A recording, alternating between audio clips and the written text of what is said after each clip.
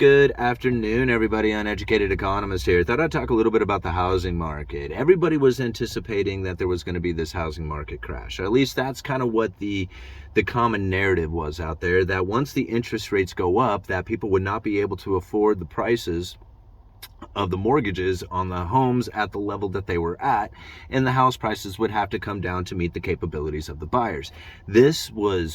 It was pretty logical to think, and this is really pretty common narrative when you listen to the mainstream media, when you listen to the economist out there, when you talk to your friends and family. Everybody kind of had the same idea, but that's not what took place. Now, granted, the mortgage rates did go up, but they didn't go up in lockstep with the Fed funds. Now, everybody was anticipating as the Fed raises rates, the mortgage rates are going to go up with them, but they didn't. The Fed started to raise rates and the mortgage rates shot up, but then they went flat for the most part. I mean, they vary up and down a little bit, but for the most part, they've gone flat, high 6, low 7% mortgages.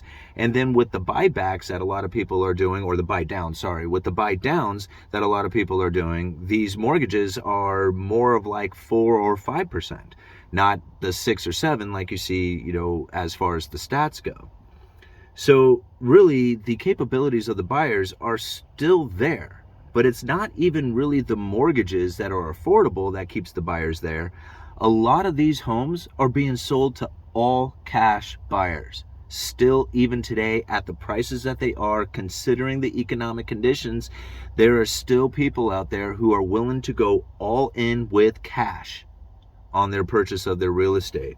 And this is something that not a lot of people, I think, were considering as far as what the housing market was going to do once the interest rates go up. I mean, you have to think about it. If you're an all cash buyer, you can care less where interest rates are.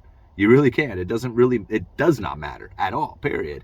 I mean, it might matter a little bit for the idea of whether or not you're going to get a good deal, thinking that if the higher interest rates are going to bring the housing market down, well, that's, a reasonable idea.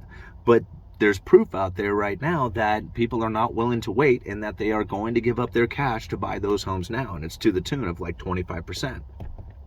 So that really got me thinking about like what it is that people are feeling out here in the economy, because everybody's saying that cash is trash. I mean, everybody says it. No point being in cash. Cash is worthless. Don't be in cash. Get out of cash. But yet you see right now that the people with the cash are the ones who are buying real estate. Maybe they're getting out of cash, right? They don't want their cash anymore, so they're moving into real estate. But that's not really something that you hear a lot of people saying was going to be the strategy, right? I mean, people said the strategy was that there was going to be a housing market crash and that everybody was going to be able to pour in when the prices came down. But that's not occurring. And see, when people are getting out of cash and they don't have the ability to take advantage of a price drop or a really good deal, if you're out of cash, you have no cash to work with, well, then what do? Well, take a look at what the millionaires are doing. They're sitting on cash. They're hoarding cash right now.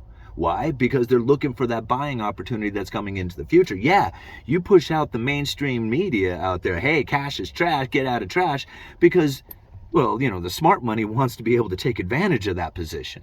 And if everybody was sitting in that same position, well, then they wouldn't have it for themselves.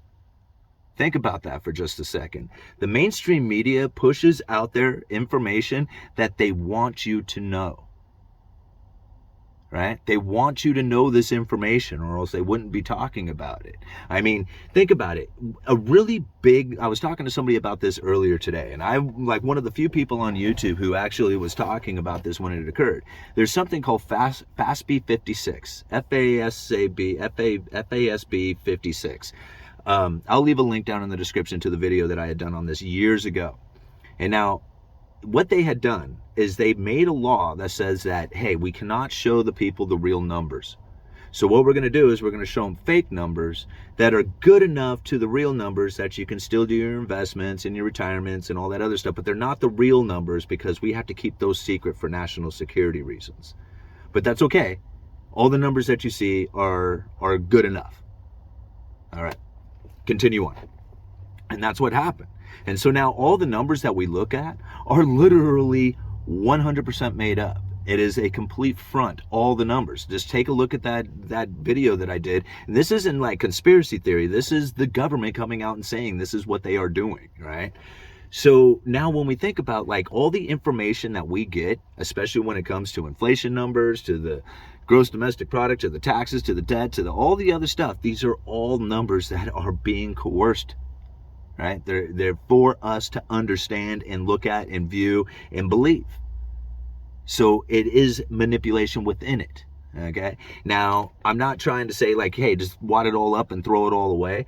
That's not where I'm getting at here. But what I am getting at is that the information that we get on the mainstream media, especially when they're saying cash is trash or de-dollarization, all this other stuff, they're trying to get the narrative out there for people to believe it in a certain way so that they will react or act in a way that is going to work for them, not us, them.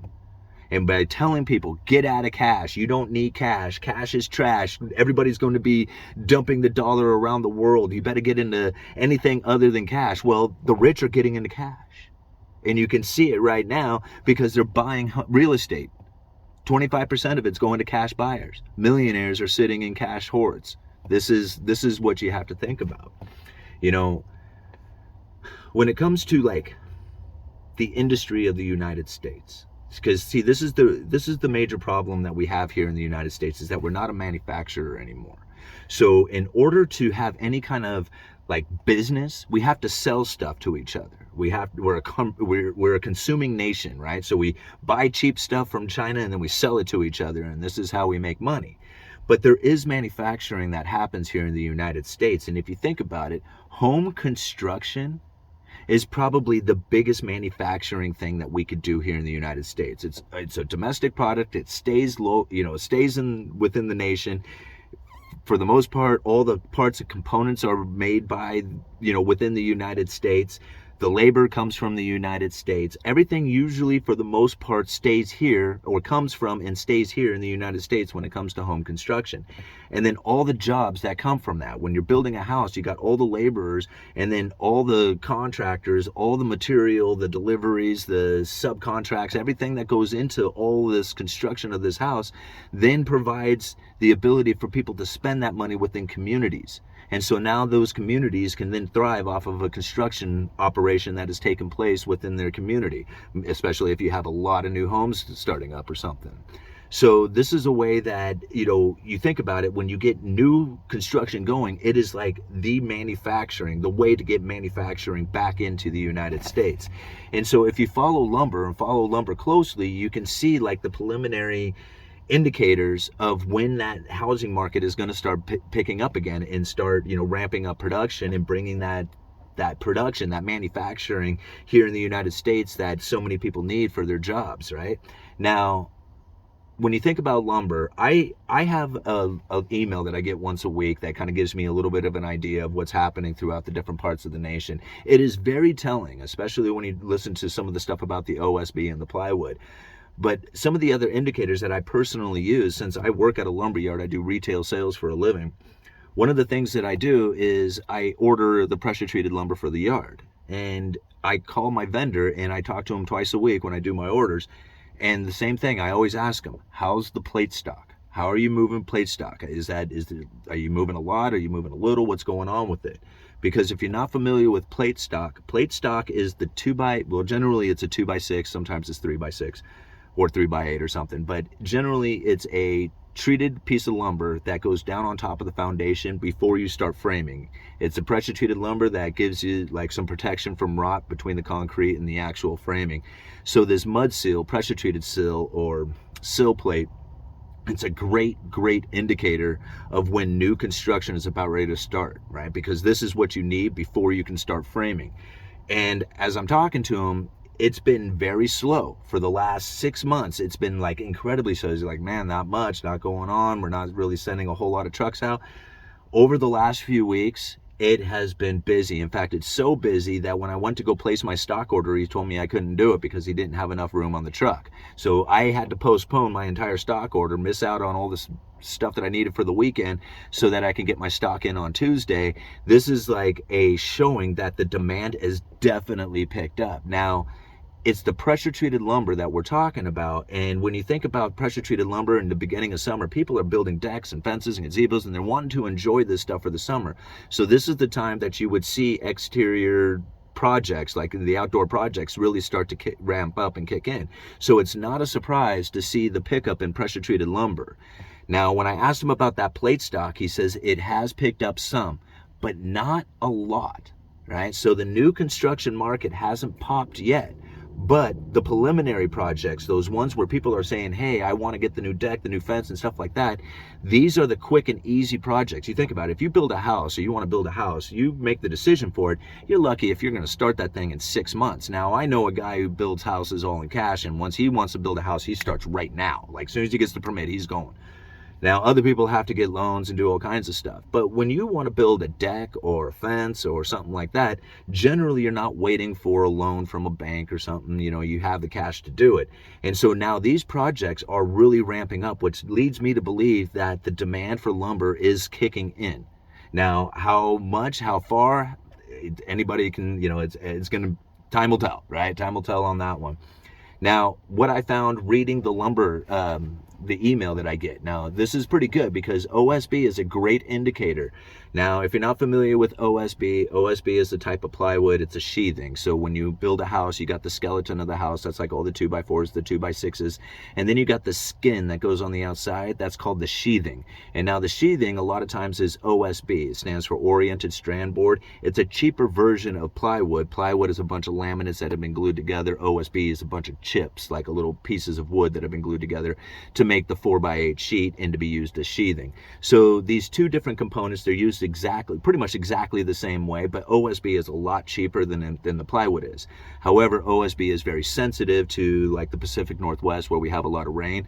So OSB doesn't hold up nearly as well in those kind of environments like plywood does. So plywood ends up being a lot more popular of a product up here in the Pacific Northwest. But anyway, OSB availability remains tight. And now this is something to think about because it says most mills have moved their order files into early July. That means you place an order today, that means you won't get it until the first week of July, which typically, like when you have normal times, then you place an order, you know, generally it's like right away to maybe 2 weeks, right? That would be like a normal thing to happen. To go out to a month means that there is definitely demand picking up and not enough material within the system. Activity remains steady, but level of urgency varied between regions, so depending on where you're at. And right now, we seem to find that the eastern part of the nation is definitely building a lot more than the western side is. Moving on to fir. Oh, here, I got my glasses. Let's make this. Okay. Fir plywood showed early signs of life with a few producers claiming they had a busy Monday. However, by Wednesday, it had slowed back down to normal hand-to-mouth feeding. So fir plywood, although it did show some excitement, it didn't really find that momentum. And again, he was saying this kind of fell back to normal. The southern yellow pine plywood. There has been a slowdown in inquiries this week with good takeaways from those who have come in. Pricing from the mills remains steady, even though there was a slight decrease in random lengths. So it sounds to me like both the fir plywood and the pine plywood, and this is the first time I'm reading this too, guys. Actually, I did brief it a little bit, but I didn't really go into much of it. So, and then moving on, let's see here. No extensions lead time. So really with the not that much demand for the fir and the southern yellow pine plywood, there is definitely demand for OSB, which makes a lot of sense because it's the cheaper product that you would want to use first. But as that starts to move out in distance as far as the availability of it, you're going to start seeing the fir and the southern yellow pine plywood move up in price. So again, this is like, if it was me, I wouldn't be hesitating on buying lumber. Like now is the time to do it. Moving on to lumber here. Western SPF, a slow start to the week turned quickly by midweek as more fires exploded across the eastern province of Canada. All right, so now this is where we're first starting to see how these wildfires are starting to impact the lumber market. As people are starting to anticipate that it's going to have an impact on the market, they start buying in. Now, granted, like all the mills and all the material and everything that they got going on, the fires don't mess with that right away. That takes time before those fires create the input problems going to the mills, mainly due to either lack of availability Or on the other side of it, when they start going into salvage mode and they start taking more of those trees to mill it up. But as is at the initial like start of these fires and in the impact from that, unless those fires are actually impacting the mill and shutting them down, the mills can still operate from what they had already like in the hopper, so to speak. Give it some time though, and then eventually they'll be, the logs will stop coming in and then they'll have issues. Okay, let's see here. Eastern SPF, wildfires in Quebec brought in buyers concerned over supply, just like what we were just saying. And then the southern yellow pine market stayed consistent this week. After 2x4 market flattened out last week, we saw lackadaisical buying, which brought the pricing down. So, or the southern yellow pine doesn't seem to have much of demand to it yet. Moving on to the western species, job site activity continues to ratchet up as buyers seek coverage. However, in terms of buyers' inventory, a conservative approach continues to be the preferred strategy on the dimension side. And now that's also something that I have been very concerned about over the last, 3-4 months or so, is that there has been a lot of mill curtailments and inventory depletion, and that's a lot of what they're like. Nobody really wants to jump in and load up on inventory, right? Because if you load up on a bunch of inventory and then you can't sell it, what do, right? So especially if the prices fall, then you're stuck on expensive inventory. Although the prices are down right now, I don't really see how prices could go down much from here. I mean, sure they can. They're at 500 per thousand, which, by the way, they've also adjusted the way that CNBC is going to be pricing out the lumber futures. They are now moved it to the Chicago Mercantile Exchange, delivery to Chicago at the new contracts. So now you can go to CNBC and check out the lumber futures. Just understand that those lumber futures now incorporate the traveling cost to go from the Pacific Northwest to Chicago. But you can actually see those prices and track them now on CNBC again.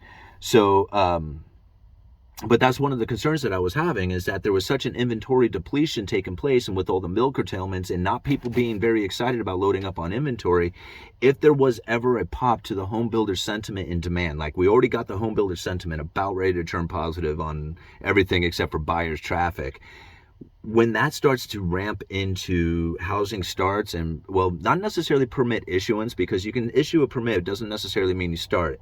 When the housing starts start to kick in, like when that really starts to ramp up, you're going to find the demand for lumber is really going to kick in, and there's not a lot in the system right now.